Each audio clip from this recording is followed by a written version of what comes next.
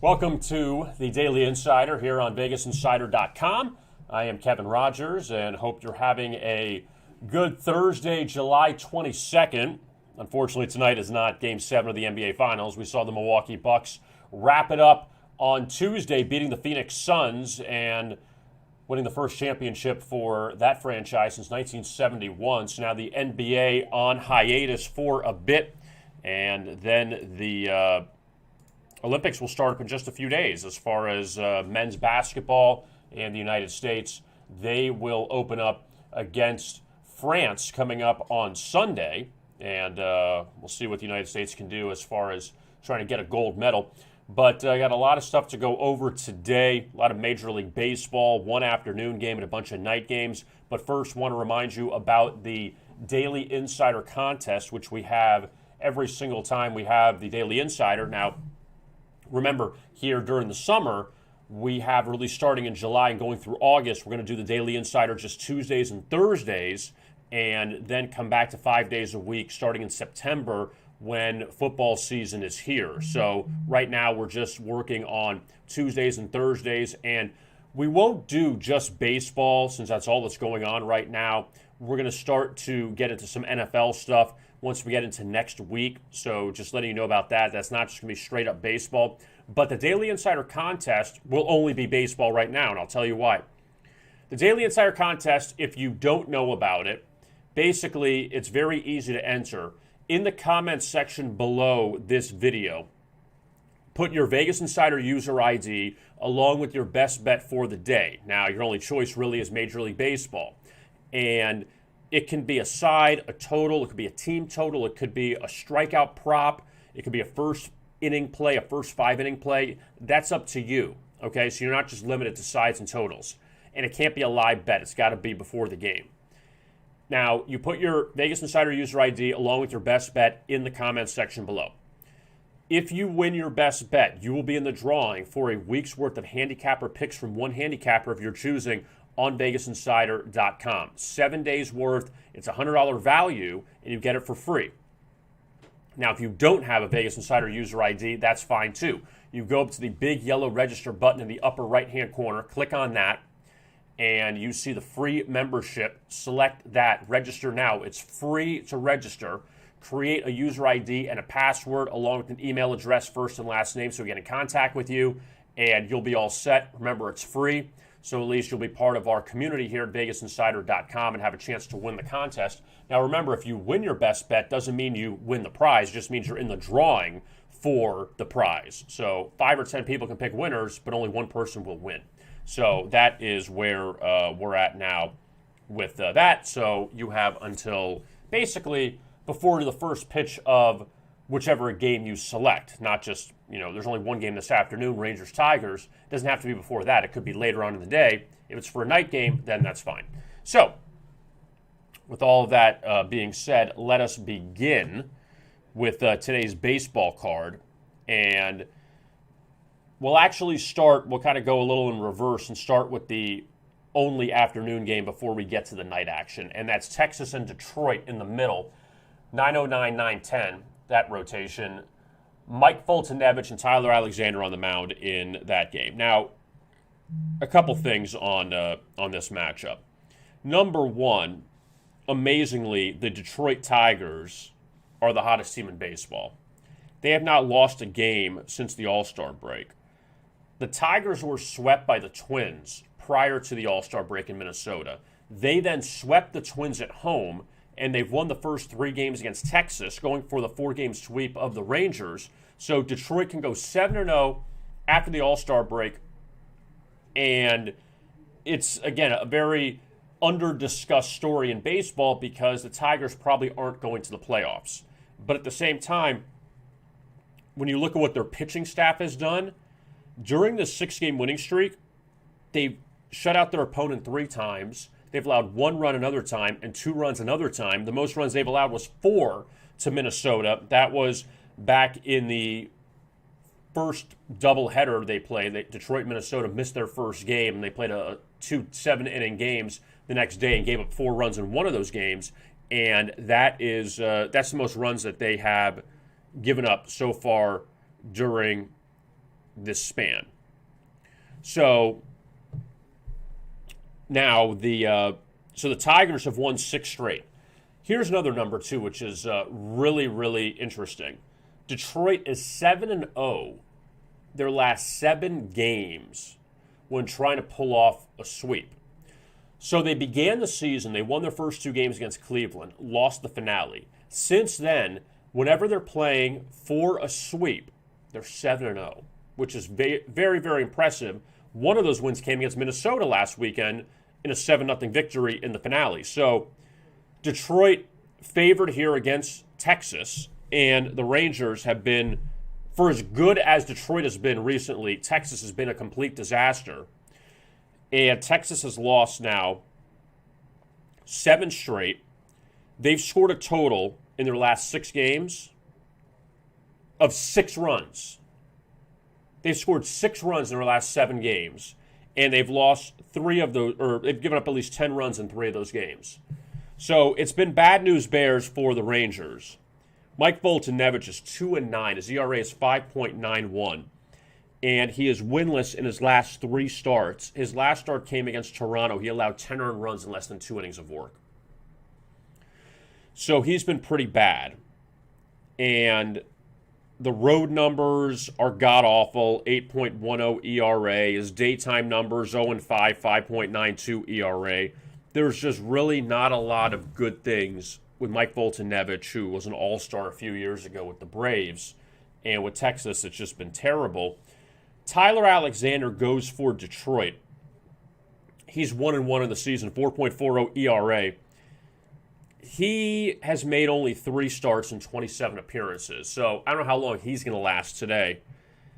You know, again, do you trust the Detroit A hot streak and B the going for a sweep trend? Or do you jump off the bandwagon today? But also you take Texas, who has been terrible recently. So that's a hard one coming up. And that's the only afternoon game in Major League Baseball. So let's go back to the top now. And in the National League, the Braves and the Phillies, we'll start things off with that. And Atlanta comes in at 46-48, Philadelphia 47-47. And the Phillies were just above 500, but they lost their last 2 games to the Yankees in the Bronx. So now Philadelphia returns home. And Atlanta, it's been kind of a rough stretch for them. They lost 2 of 3 to Tampa Bay. They won the opener against San Diego a few nights ago. They lost in the first game of the 7-inning doubleheader yesterday. But then the second game got suspended due to rain. So I'm not sure what the status is of that game when they're going to make that up, the Braves and the Padres. But again, Atlanta has just been so inconsistent all season long. They do send out Charlie Morton tonight. And Charlie Morton has been, I guess you could say, their best pitcher. It's between he and Ian Anderson. Anderson's been a bit up and down. But for Morton, the Braves are 10-9 in his 19 starts, which is very interesting. The Phillies are 6-1 in Matt Moore's 7 starts. And Charlie Morton's numbers are much better than Matt Moore's overall. Charlie Morton's ERA is below 3 in his last 11 starts. He had a bit of a tough stretch when he first came to the Braves, but he's pitched a lot better of late. And one of those bad starts came against the Phillies way back earlier in the season. Now, Atlanta's 10-5 to the under in road series openers this season, so keep an eye on that. No Ronald Acuna Jr. for the Braves. Now, he ended up getting hurt right before the All-Star break. The last few games, Atlanta's offense hasn't been great. They scored 4 in the last 2 against San Diego. So I don't know how much I trust Atlanta's offense here. Philadelphia, they play better at home. They won 3 of 4 against Miami to begin the second half before losing 2 to the Yankees. But these 2 teams have played 5 of 6 games to the under at Citizens Bank Park this season. So maybe another low-scoring game between these 2 whenever they play in Philadelphia. The Padres and the Marlins tonight, and San Diego's had a bunch of weather issues this season. They won't have that this weekend since the Marlins have a retractable roof, so they don't have to worry about that. But they've had a lot of rainouts and rain delays and other things like that, Blake Snell is starting for San Diego tonight. The Marlins will probably go with a bullpen game. They have some injuries with their starting rotation. But Blake Snell's road numbers, 0-3, 9.08 ERA. And the Padres actually have won his last 2 road starts, which is kind of amazing since the Padres started the season going 0-7 in his first 7 road starts. And now they've won his last 2 road starts. Granted, he went 4 innings at Philadelphia, 4 innings against Washington. And this was, I believe, the Washington game. That was the game that got stopped due to the shooting outside the stadium. And then the Padres ended up winning that game. They ended up finishing it the next day, if I'm not mistaken. Yes, that's right, because the 24-8 game, the first game, that was Friday night, and then 10-4 was the Saturday game, and that was the shooting outside the stadium, and then they finished it the next day. But Blake Snell's been a little better on the road, and the Marlins coming in at 41-55, they had a little bit of life to them, but then they dropped 2 of 3 to Atlanta before the All-Star break, dropped 3 of 4 to Philadelphia after the All-Star break, and lost 2 of 3 to Washington, including that 18-1 beatdown in the first game by the Nationals. But the Marlins did win last night in Washington 3-1 in extra innings, so at least they kind of got back on track. But it's the first meeting between these teams this season. The Cubs and the Cardinals, they finish up their series at Busch Stadium. And this has been kind of a wacky series. St. Louis won the opener 8-3. Cubs rallied back in the ninth to beat the Cardinals 7-6 2 nights ago. Last night, Kyle Hendricks was pitching really well. It was a nice pitcher's duel between Hendricks and Adam Wainwright. And the Cubs were up 1-0. Cardinals tied it at 1, eventually took the lead 2-1. Cardinals were trying to close out the Cubs in the ninth, but there was a hit batter on a 1-2 count that put a runner on base for Chicago. And then Eric Sogard got a base hit and tied the game at 2. Cubs actually had the bases loaded with Anthony Rizzo up, and he grounded out to end at the top of the ninth inning. Cardinals eventually won it in 10. Yadi Molina had a ground rule double off of Craig Kimbrell in the 10th inning, and the Cubs ended up losing that game 3-2. I had the under in that game last night, and it was right on track. It finished under 8, but I was so afraid of the extra innings because you never know what happens. It's 2-2, and you think you're okay, but 2 runs apiece each way can really screw things up. But luckily, the Cardinals won that game. Their bullpen's a bit of a disaster, and they didn't have their closer in last night, Alex Reyes. He blew the save 2 nights ago. He didn't pitch last night, and there's a bunch of hit batsmen, and it was just really tough for the Cardinals, but somehow they ended up winning that game 3-2 over the Cubs. And tonight you have Kwang Young Kim, who has really pitched well for St. Louis of late. 3 consecutive scoreless outings for him. And he did beat the Cubs at Wrigley prior to the All-Star break. But he was a short dog in all of those starts. Now we'll see what he does as a favorite. And Adbert Alzolay, not an easy name to say, he hasn't been great on the road. Cubs are 2-6 in his 8 road starts. Did win at Arizona his last time out. He pitched well against St. Louis earlier in the season at Wrigley, but lost 2-1. So we'll see what Alzolay does here. He had a nice start, but he tailed off a bit. But again, coming off a win his last time out. And St. Louis, look, they're playing better. Chicago had that 11-game losing streak, which really killed their season. They're 47-49. St. Louis coming back to life a little bit, but they're at 48-48. The Giants and Dodgers, they finish off their series in Los Angeles tonight, and the Giants at 60-35. How impressive is that for them? And they've taken 2 of the first 3 at Dodger Stadium. And San Francisco, they have won 5 of their past 8 at Chavez Ravine against LA this season, all this year. It's not anything going back in the past. And the Giants right now leading the National League West. We're almost towards the end of July. And everyone thought it was going to be the Dodgers and the Padres and everyone else. But the Giants have been the most impressive story in all of baseball. They won last night 4-2 over LA. And they get the Dodgers again coming up next week in San Francisco. They get the Dodgers and Astros back-to-back series at home. They also got Pittsburgh the first game, or the first series rather. But they get the Dodgers and Astros. Man, they're getting tested, the Giants. But they keep passing these tests. And the Dodgers have lost 3 of 4. Really good pitching matchup tonight. Walker Buehler against Anthony DeSclafani. Walker Buehler's 10-1, 2.37 ERA. And he's coming off a win his last time out against Colorado. In fact, 2 kind of easy wins his last 2 starts. 22-1 over Arizona, 9-2 over Colorado.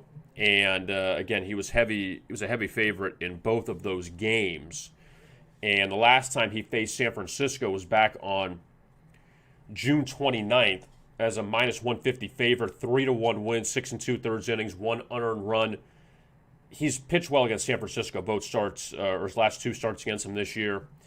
And he goes opposite Anthony DeSclafani, who gave up 3 runs his last start against St. Louis. And against LA this year, DeSclafani has not been particularly sharp. In fact, he's given up, the Giants are 2-1, or 1-2 rather, in his 3 starts against the Dodgers. He's given up 3 earned runs in 5 innings, 2 earned runs in 4 2/3 innings, and 10 earned runs, his worst start of the season, in less than 3 innings back on May 23rd. So DeSclafani, you're getting him as a decent underdog here. And this season as an underdog, I mean, it's 4-2, 6-2 his last 8 starts as an underdog for DeSclafani. But I'd stay away from that one, but still a pretty good matchup there in LA. Now the night action for the American League. We already discussed Texas and Detroit. Tampa Bay and Cleveland, their second series of the season. The Rays swept the Indians prior to the All-Star break. Also had a 7-inning no-hitter against them. Tampa Bay been a bit shaky of late. Just up and down. They ended up beating the Orioles with a walk-off win a few days ago, 5-4. But again, just up and down for Tampa Bay of late. And Cleveland, they avoided a sweep at Houston. They won 5-4 last night as a heavy dog, so good for them. They went 3-3 on a road trip at Oakland and Houston. That's not terrible. It really isn't, considering those are 2 of the top teams in the American League. And Cal Quantrill, who actually picked up a win his last time out against Oakland, went 5 innings, allowed a run, and a 3-2 victory over the A's. He starts tonight as a home dog, and he did not face Tampa Bay when they played at Tropicana Field. He hasn't been bad. 7 earned runs his last 3 starts. Not terrible. And Luis Patino, he's going for Tampa Bay. I can't expect him to go too long. 5 1/3 his last time out. Gave up 7 runs in a loss to Toronto, 11-1. And this could be a bullpen game for Tampa Bay, but they are favored there at Cleveland. Yankees and Red Sox, I feel like now they're just playing like every weekend. And they meet up at Fenway. So the Yankees playing a little bit better now. They're 50-44, which I feel like you'd be fooled because they've had their down spots during the season. But New York, though, they're at 50 wins. The Red Sox at 58-38, 2 impressive wins over Toronto. So got to give them credit there against the Blue Jays after they didn't play well to close out the series against the Yankees. They only scored 2 runs in the final 2 games against the Yankees. But now it's Jordan Montgomery on the mound for New York. He just lost to Boston last week, 4-0. Gave up 3 earned runs in 6 innings of work. That was last Friday. And Montgomery, he is winless his last 4 starts. He's given up exactly 3 earned runs in each of those starts. So he's not terrible, but his offense hasn't helped him either. Shut out by the Red Sox, shut out by the Mariners, 3 runs against the Mets, 2 runs against the Red Sox. So, and 2 runs before that against Oakland. He needs a little bit of run support. He needs something. But Montgomery's not a bad pitcher. 2 losses to Boston in this span, both as a short dog. You're getting him as a little bit better of a dog price today. I wouldn't mind taking the Yankees here because I think a lot of people would want to say that Boston, after they played well against Toronto and they lost the last 2 to the Yankees, that they'll just play better. They have to play better. Tanner Houck, I'm going to go with Houck, Houck. He goes for Boston today. His longest outing is 5 innings, which came against Baltimore back in April. Went 3 innings against the Yankees back last week. That was the Friday game opposite Montgomery. Houck did that all in relief. So now he's starting. Yankees haven't been great in series openers. Actually, let me just double check that stat because that was more of a home series opener. I may have to amend that. I do amend that. They've been bad in home series openers, but road series openers for the Yankees rather. Beat the Astros 4-0, beat Seattle 12-1, lost to the Red Sox, beat Toronto, lost to Philadelphia, beat Minnesota. So they've been better in these road series openers. Yankees should be worth a look tonight against the Red Sox. 2 more games, Angels and Twins in Minnesota. And I found the stats today pretty staggering. I feel like every time I dig up these stats, it goes the other way. That as soon as you think, all right, like this trend is working or this stat is working, that it's just going to completely blow up in your face or in my face. But the Minnesota Twins coming off a win at Chicago over the White Sox yesterday, 7-2.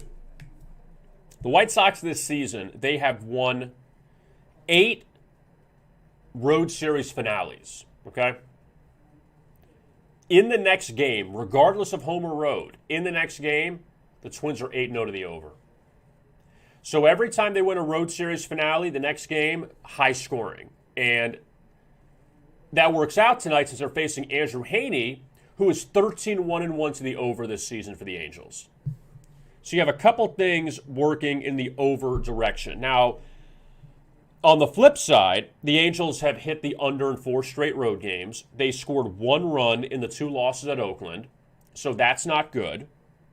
But also they faced 2 good young pitchers, Irvin and Caprillion, for the A's. And now they get Kenta Maeda. And Maeda has been better since a bit of a sluggish start to the season. However, though, ERA still near 5. 3 earned runs allowed his last 3 starts. Got to put that out there for Maeda. And the home numbers, better than the road, 2.41 ERA at Target Field. But he's just not the same pitcher he was last year. And with Andrew Heaney's numbers being completely off the wall and that other trend, Minnesota has hit the ball better of late, and especially at home, that I do like the over in that spot for the Twins and the Angels. Now, the last game of the night, Oakland and Seattle. Sean Manaea opposite Chris Flexen. And for Flexen, he's at 9-3 on the season. And just want to double check. I think is it a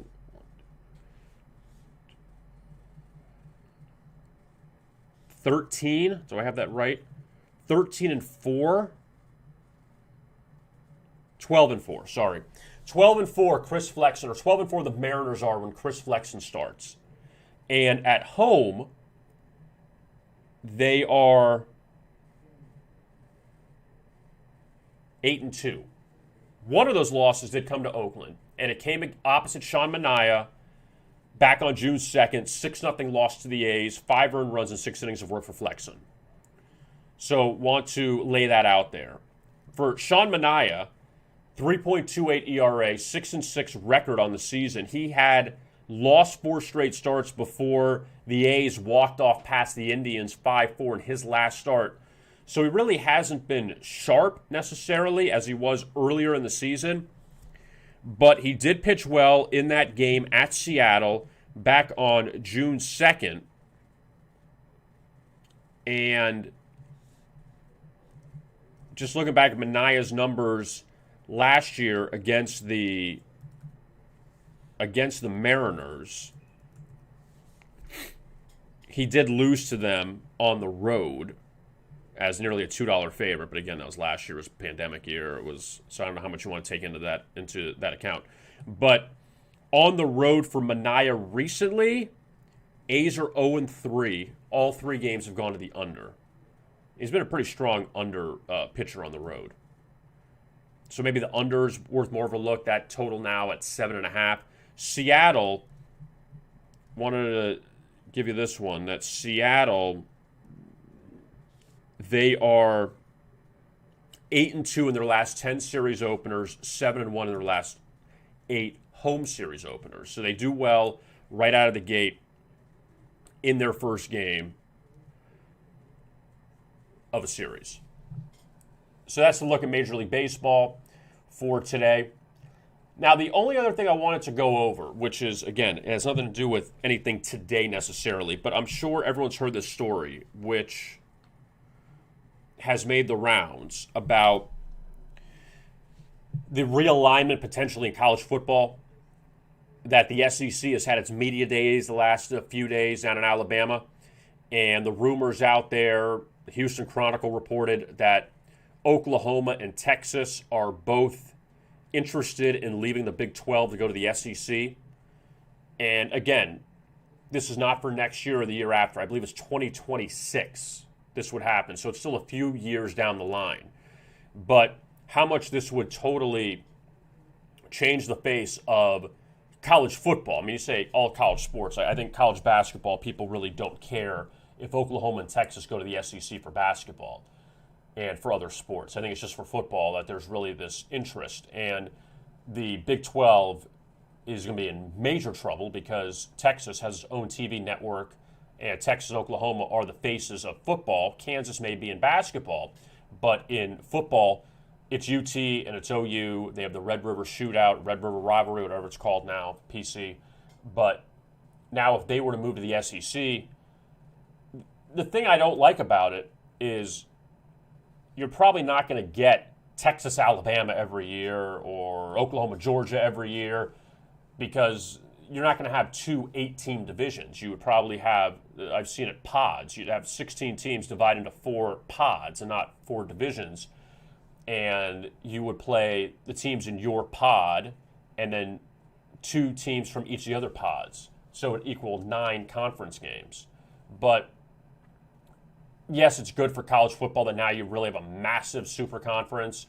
You just wonder if you're going to have now 4 or 5 super conferences and all these other smaller conferences, the Sun Belt, Conference USA, the Mountain West, if all of those either combine, or the Mid-American Conference, if they combine to do something else, or if you have an SEC, a big ACC, a realigned Big Ten, and a realigned Pac-12. Let's just say you add a few more teams in the Pac-12, and I guess this is just what college sports is turning into, unfortunately. But again, still, A, they have not made the decision to go, and B, there is still about 5 years away from this happening. So nothing's happening next year. We could still see Oklahoma and Texas in the Big 12 for the next 4 or 5 years, and then kind of go from there. But I did find it interesting how that's made the rounds, and no one's really denying it because I think they know that they want to bail and go. But then you say, okay, who fills their spots in the Big 12? Would it be Houston? Would it be SMU, Memphis, and all those schools who it seemed like they were low? Everyone's moving up the totem pole, and it's good for those schools, but just wonder how it's going to affect the Big 12. It becomes like another American athletic conference. But again, we'll see if that's the case. Again, want to remind you about the Daily Insider contest, which we have every Tuesday and Thursday here on the Daily Insider, and we're with you 2 days a week until September. And then in September, we will start fresh 5 days a week with plenty of NFL, college football. But the Daily Insider contest, very easy to enter. All you got to do is put your Vegas Insider user ID in the comments section below, along with your best bet for the day. I mean, we're kind of limited to baseball now, so be it, but there's plenty of choices. Money line, total, run line, strikeout props. You can do team totals. You can do first inning, first 5 inning. You have a lot of choices. You're not just limited to just the teams necessarily. It can't be a live bet. It's got to be before the game. And if you win your bet, you'll be in the drawing for a week's worth of handicapper picks from one handicapper of your choosing on VegasInsider.com. And the reason why we ask for your Vegas Insider ID is so we can identify you and look you up in the system. Now, if you don't have a Vegas Insider user ID, that's no big deal because you can do that right now by going to the big yellow register button in the upper right-hand corner. Click on Register Now, free membership, and you create an ID and a password. Very simple. And put your email address, first and last name, phone number so we get in contact with you, and you'll be set to go. And you'll have an opportunity to win a week's worth of handicapper picks on VegasInsider.com from one handicapper. It's a $100 value you get for free. And just put your Vegas Insider user ID and your best bet for the day in the comments section below. If you win, you'll be in the drawing for the prize. And also don't forget to like and subscribe to our videos here on YouTube. We appreciate all of your support throughout the NBA playoffs, and we'll have also Major League Baseball best bet videos too coming up a few times a week as we roll through the rest of the summer before we get to the NFL and college football. I am Kevin Rogers. Thank you so much for watching this edition of the Daily Insider. If you tuned in late, that's no big deal because you can hop on to our homepage and you can find the replay of today's show. Also, you can find our YouTube channel at Vegas Insider. I am Kevin Rogers. Once again, thank you so much for watching, and as always, best of luck with your bets.